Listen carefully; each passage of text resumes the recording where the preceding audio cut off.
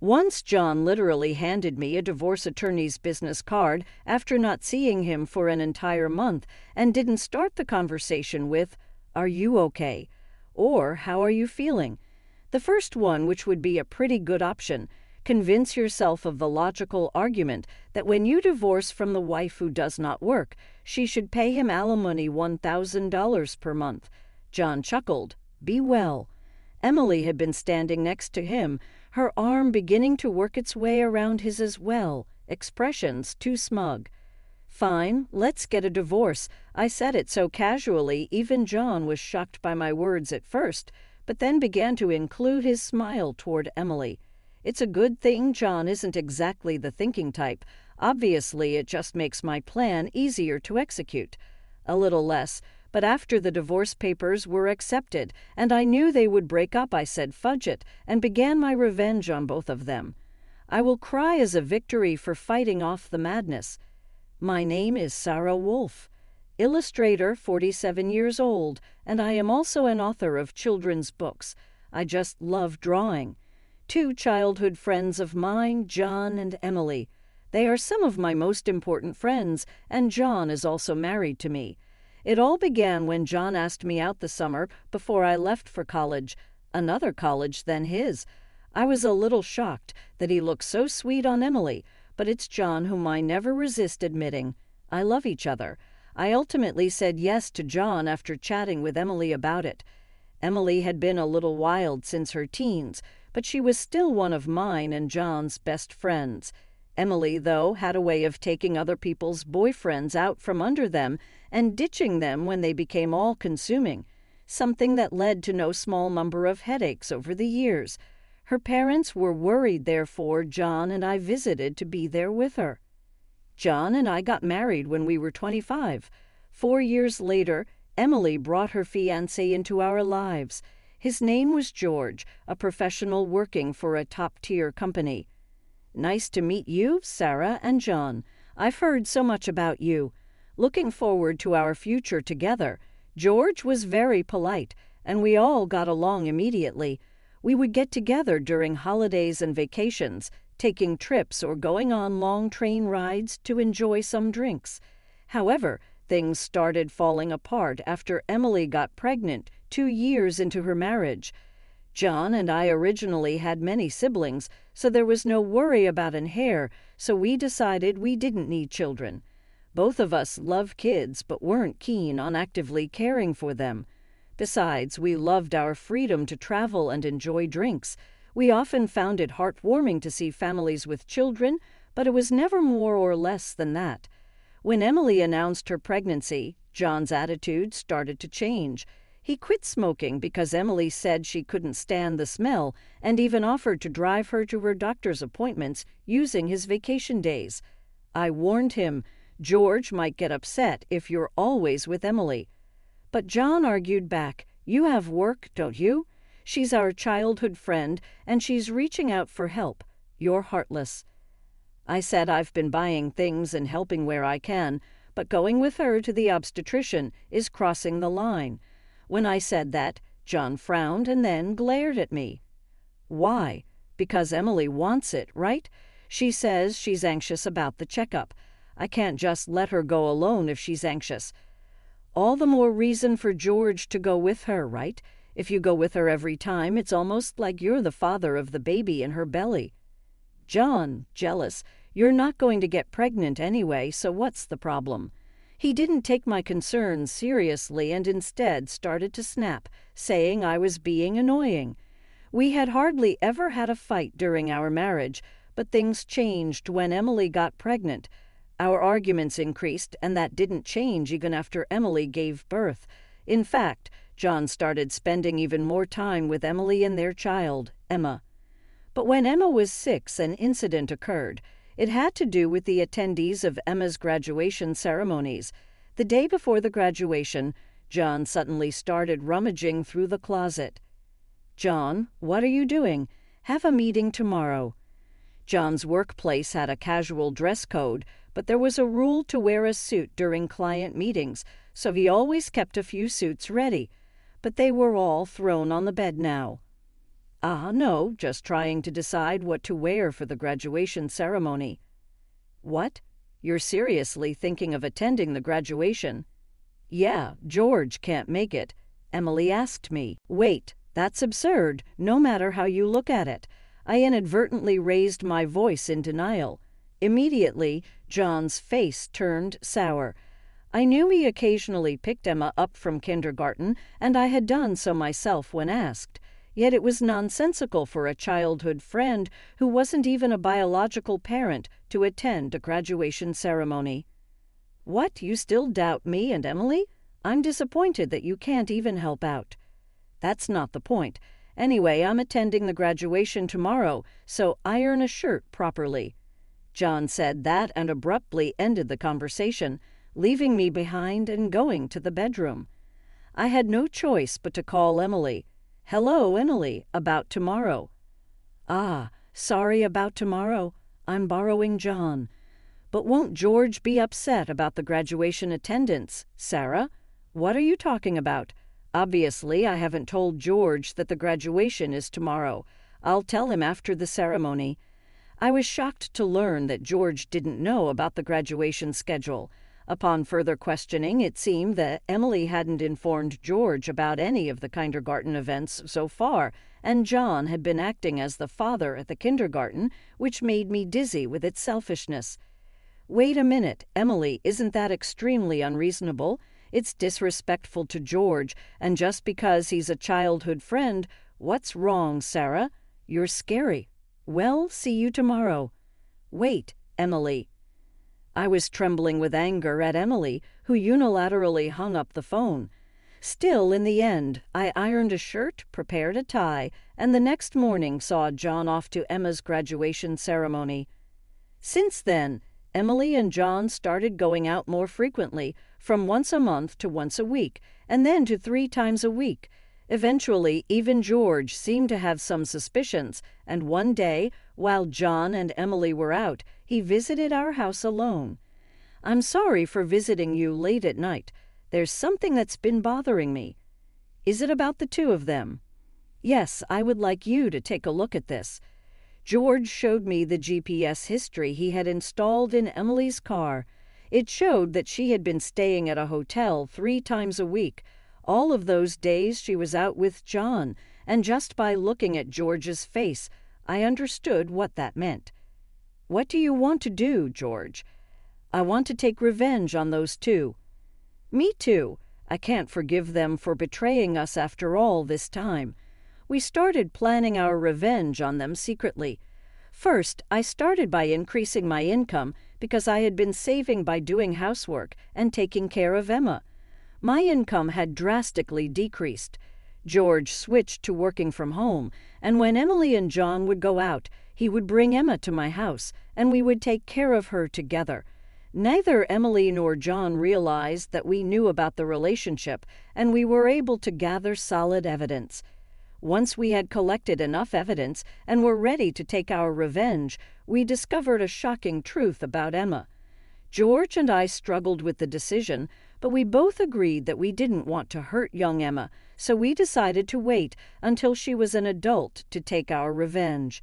However, even though we decided to endure for 10 years, I was struck with a serious illness.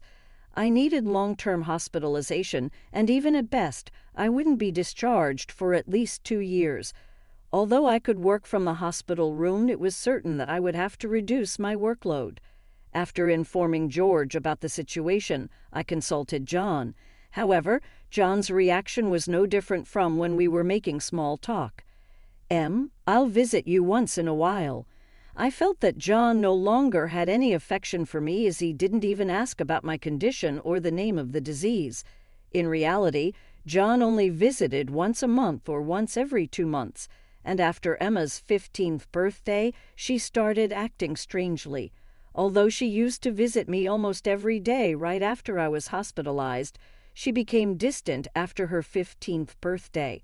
However, neither George nor I could figure out why, and we were puzzled. Even when we asked Emma, she just said, "Don't worry about it." However, we ended up learning the reason from John, who rarely showed up. "Hey, it's been a while." Yeah, it has.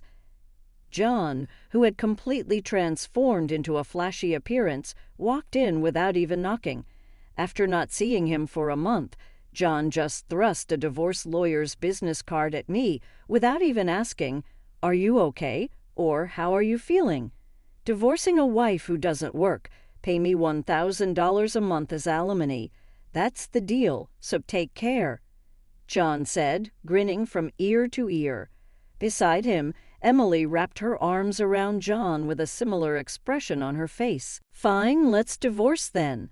I casually agreed, which seemed to surprise John for a moment, but he quickly exchanged smiles with Emily.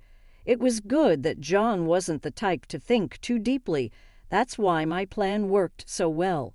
After receiving a notification that the divorce was finalized from John, I decided to start my revenge plan against the two of them. I will make them cry as part of my recovery celebration. I promptly started to take action. First, I contacted George to transfer hospitals. Then, I informed my lawyer that they would be mediating between the two parties from now on. George also began to act at the same time.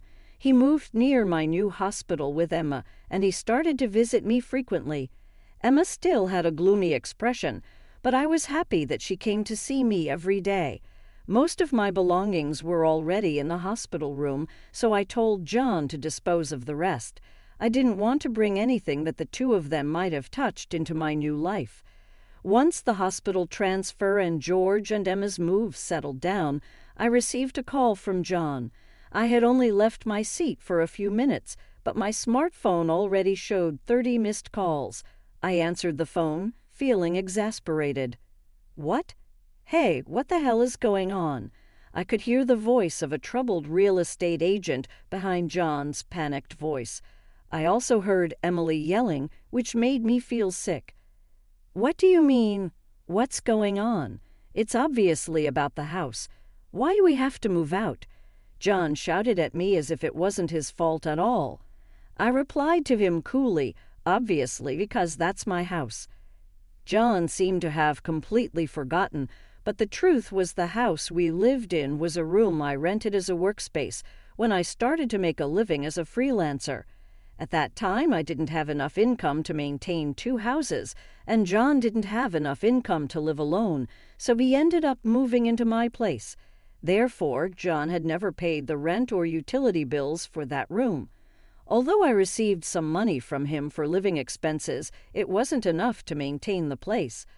Unfortunately, that room was already canceled. It was far from the hospital I transferred to, so I had processed the cancellation the day after submitting the divorce papers. I didn't inform him because the real estate agent, who knew the situation, said they would contact him. George and Emma suddenly disappeared, and our house was sold. What are we going to do about our new house? I don't know. Maybe stay in a business hotel for now, I said as I turned on the speaker and started working. John yelled in frustration, "Don't screw with me." However, he seemed to remember something and started speaking in a more soothing tone.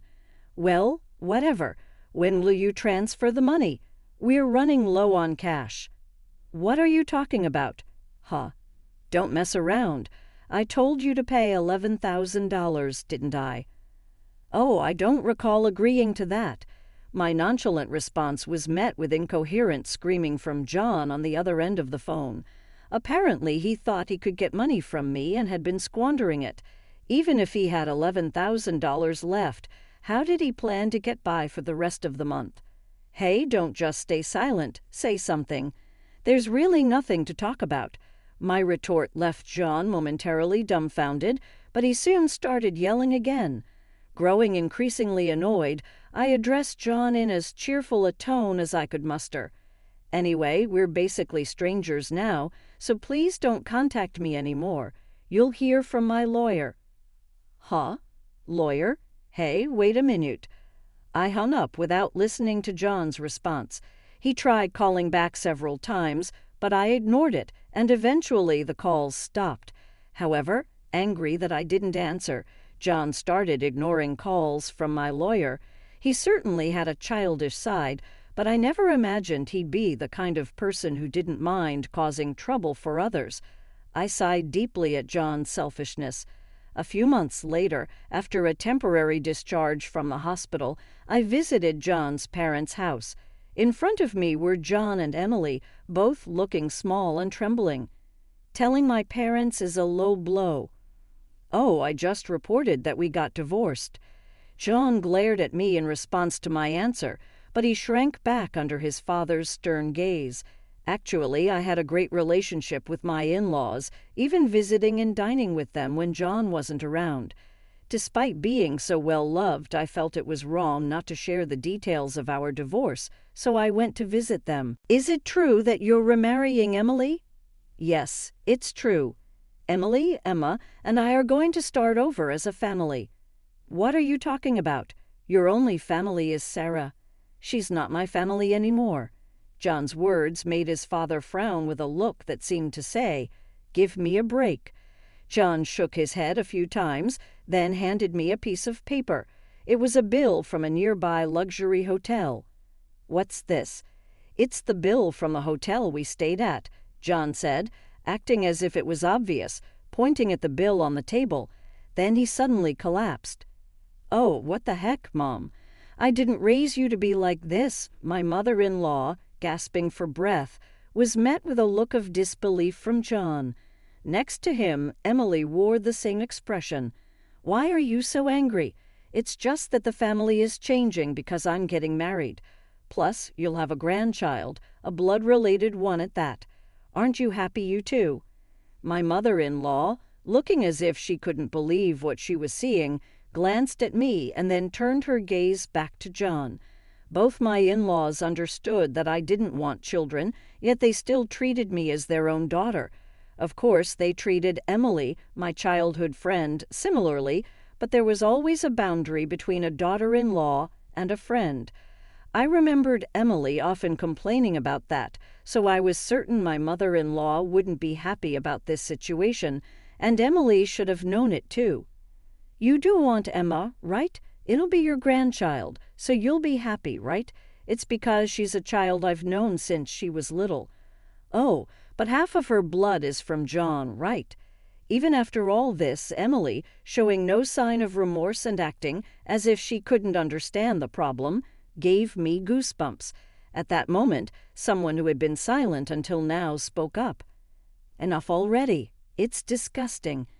Emma, who had been playing with her smartphone in the corner of the room, spoke to Emily without looking up. The room fell into a stunned silence. "My dad is the only one I consider my father. Whether we're related by blood or not, he's the only one. But you know, John has always been the one to attend your school events. I heard everything from Dad, how he was always informed of the event, dates after they were over, how eventually even the events themselves were kept from him. But Dad always said I was his daughter, so I am his daughter and I will never be yours." Emma glared at Emily as she said this. Then, sitting beside me, she switched to a more concerned tone. "You know, when I found out about this, I thought you would hate me, but Dad said that wasn't the case. So I came here today. Emma, I love you so much. You were so kind to visit me every day while I was in the hospital. I was really happy." Emma, perhaps relieved of her anxiety, teared up and hugged me tightly. It might indeed be a child resulting from an affair between John and Emily, yet it's a child I've taken care of for 15 years. There's no way I don't have affection for her. Speaking of which, Emily, weren't you curious why I wasn't surprised when I found out Emma is John's daughter? Emily looked startled. Before she could speak, a new person entered the room. We knew from the start -10 years ago, actually. George suddenly appeared. Understandably so, as she had recently unilaterally demanded a divorce citing irreconcilable differences. I was shocked when you mentioned divorce. Oh, and unfortunately, you're not divorced yet. The divorce papers are still here, didn't you notice? What I figured it wasn't in Emily and John's nature to confirm things, but I couldn't help but be stunned that Emily, despite the 100-day waiting period for women to remarry, hadn't noticed for months. So Emily is still my wife, and Emma is still my daughter. Well, since there won't be a wife, though. Wait, what do you mean a 15-year-old can choose their parent? That's not true. Emma wants to be with Mom, right? Emily said that and looked at Emma. Emma frowned at Emily and held my hand. Emily was speechless at that and glared at me. Then John suddenly burst into laughter. So that's what it is? You two are together, huh? But too bad. Isn't it impossible to live on George's salary alone? Can you stop making weird assumptions? Also, it seems George earns double the amount you think. Emily knows about it. Huh? It's probably a bluff. Besides, it's impossible for you to work while dealing with your illness.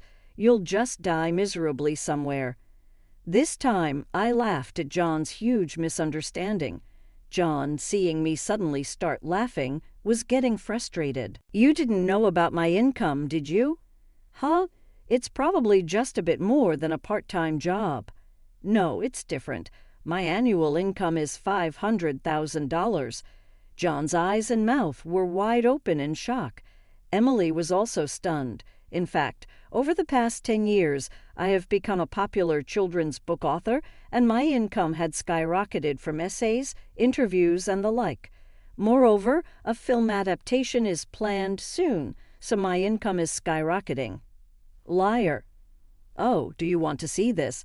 I said that and showed Emily my bank account screen. It clearly showed a large amount of money being deposited every month. Emily was at a loss for words when she saw it. Sarah, let's make up. Huh? What are you saying? Emily was furious at John's words, blinded by the money. I watched them blankly and then opened my mouth. Well, if you want to get married, feel free. Oh, and I'll definitely take the compensation for damages. Sarah, wait. Ignoring John's words, I took Emma's hand, and after saying goodbye to my in-laws, I left their house. John originally worked at my father-in-law's company, but it was revealed that he was lying about going out for sales, and he was fired. My father-in-law planned to forcibly put him on a friend's fishing boat and work him to the bone. Working on a fishing boat was tough for an indoor-loving John, and he contacted me several times, but each time I notified my father-in-law, and eventually the calls stopped. Emily lost custody to George and got divorced. She seemed uninterested in John, who couldn't afford luxuries, and didn't seem to chase after him. She was disowned by her family and lived alone in a rundown apartment. She hadn't worked at all since getting married, and since she had always made others do things for her, she couldn't do anything herself. There were hardly any places that would hire her as a full-time employee. Still, she had to pay for her living expenses and child support, so she worked multiple part-time jobs and barely made ends meet. Then, Emma began working very hard every day to study overseas and attend a top university abroad. As an industrious original, her dream is to create translations of my picture books and bring them to children everywhere in the world. I love this. My picture books are doing well, and my requests for anime adaptations, merchandise, etc. have been increasing by the way. My illness is also doing well, and I am still hospitalized for now, but the doctor told me a few days ago that maybe already next year I could leave this hospital. And oh, George and Emma, they visit me every day. In fact, George finally admitted to me last week, with thoughts of remarriage on his mind. I didn't say my answer then, but I did still like him. He said he will live with me after I get out of the hospital. So, as I ponder what to say in response, I shall continue chugging along in my picture books with cautious optimism for brighter days ahead. I weave stories again today.